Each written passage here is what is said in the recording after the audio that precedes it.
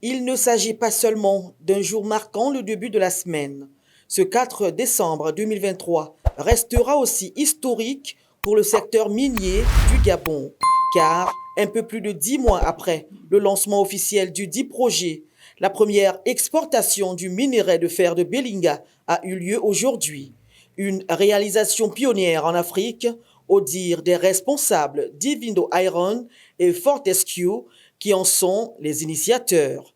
Les acteurs de la réussite de ce projet ont ainsi tour à tour expliqué leur implication dans ce challenge lancé depuis 10 mois, suivi de la présentation du chargement de la première expédition. L'impact de cette exploitation s'annonce grandiose. Le projet Belinga a le potentiel de devenir une mine leader dans le monde, pas seulement en Afrique, mais dans le monde, et qui contribuera au développement de l'économie du Gabon. Notre objectif principal pour cette exploitation est et restera d'offrir de très grandes opportunités pour le pays, notamment en matière d'employabilité.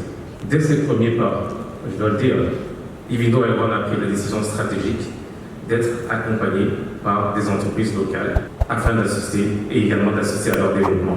En tant que directeur général de Ivindo Iron, je suis fier de vous dire qu'aujourd'hui, il y a plus de 400 Gabonais et Gabonaises, y compris des entrepreneurs locaux, qui nous accompagnent depuis la création de ce projet.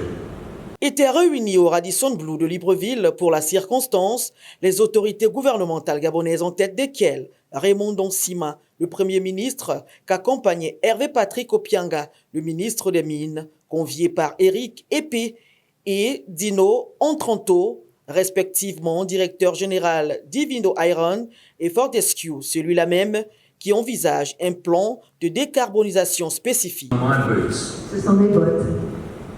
I wear these from Australia and now also into Belinga. Moi, je les porte en Australie, mais je les ai ramenés ici pour Belinga.